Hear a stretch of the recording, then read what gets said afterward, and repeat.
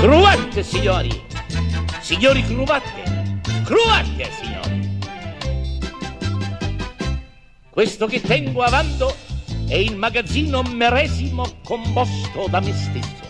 Io sono il proprietario, io sono il commesso, io sono il cassiero e io sono il fattorino.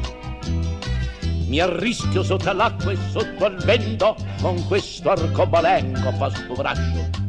È un sacrificio enorme, ma lo faccio a sollievo e rifresco del cliente. Io mi espongo al disagio della via e lui sparaglia in coppa mercanzia.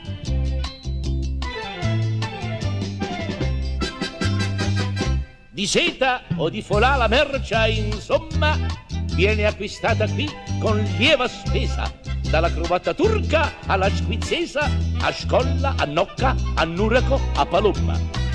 Chi si spazienzia trova la nucchetta già preparata o il nuraco alla scolla. Giunto all'estremità tira una molla alla quale è cocita una ciappetta. E un attimo lui stesso con un dito se lo appunta da dietro ed è servito.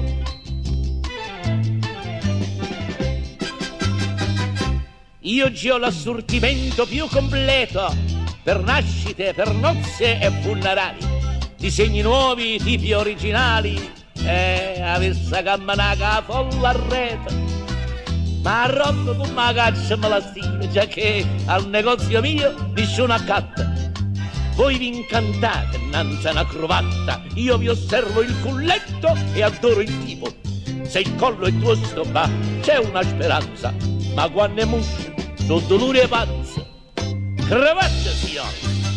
Cravatta, signori, incoraggiate il piccolo commercio, signori! Cravatta!